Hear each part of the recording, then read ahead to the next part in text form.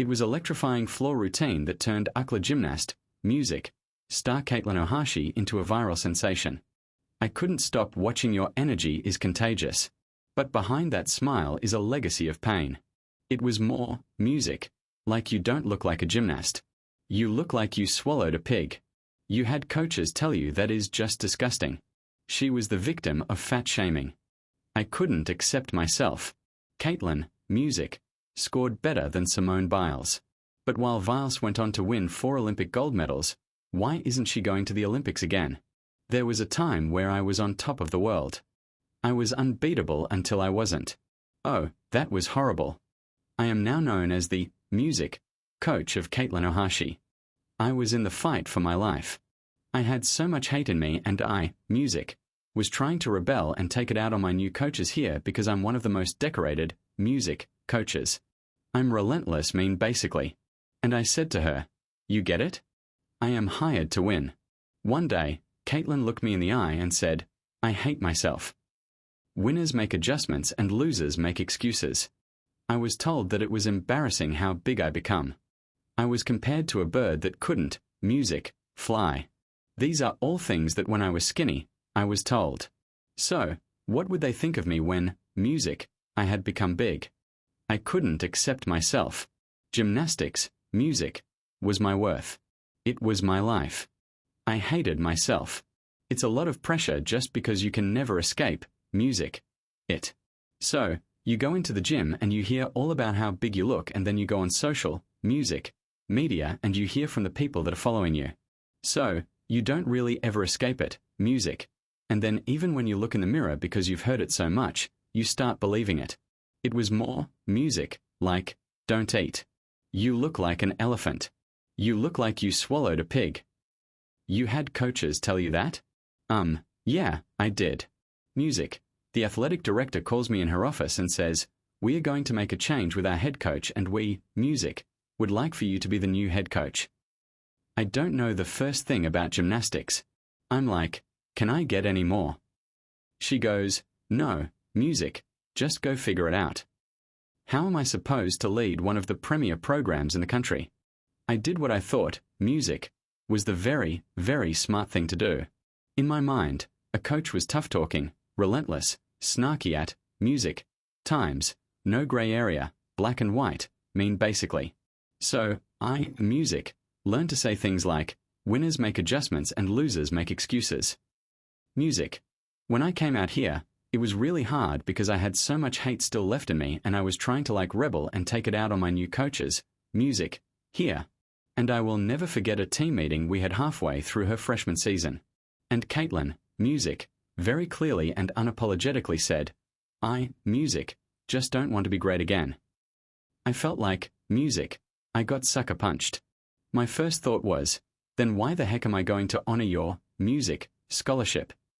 One day, Caitlin looked me in the eye and said, "Miss Val, I just want you to know everything you tell me to do, I do the, music, exact opposite." The year before, we had finished second, music, by half of a tenth. The year I took over, we came in dead last. I realized at that time I was not cut out for this job. Music. I'm walking through Ackerman Union on my way to resign, and I, music, come across Coach Wooden's book on leadership. His book opened up magically to his definition, music, of success, and it said success is peace of mind in knowing you've done your best. Coach Wooden, music, was hailed as the greatest coach that ever lived. I am a coach. I am hired to win. And I read, music, his definition again and again and again. And when I read it, the words you got bigger and, music, bolder.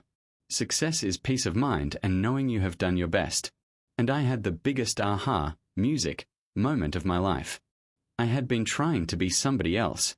And at that moment I, music, realized whenever you try to be somebody else, you will always be a second-rate them. The worst part, music, about it is it prevents you from being a first-rate you. I scrapped, music, everything that I had done. I scrapped all those stupid coaching quips, and I, music, just became me. When Caitlin came to UCLA, she was broken in body, mind, and spirit. She had grown up in a stereotypical, music, very high-level athletic world, and she, music, was damaged. She was like, "When was the last time you have been happy in the sport?" Music, I was like, I honestly don't remember. It was probably when I was 11 years old before I ever turned elite. Caitlin didn't hate gymnastics. Caitlin hated everything, music, associated with being great. Caitlin didn't want to be a winner because winning at music all had cost her joy. So I, music, embarked on the painfully slow process of building trust and proving, music, to her that first and foremost I cared about her as a whole human being. What is that? Togetherness. This is what togetherness from the fibers of the trampoline. This is brewing family, music, right? And what happens with Bruin family? We trust each other, right? It's about trust. It's about enthusiasm. It's about passion for everything we do. It's about the fact that we are all very unique and we all bring different things to this fiber. Right. Part of my strategy was to only talk to Caitlin about gymnastics in the gym. Outside of the gym, we talked about everything else. School, boys, families, music, friends. One thing that I've carried through in all of my coaching and teaching to help people feel good about what they are and who they are and feel great, music. About the fact that they're not a stereotype and whoa, that is so cool that, music, you're so unique. Unique is so much more fun than status quo.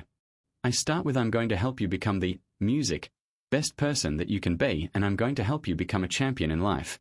Music. Big, said Ariel.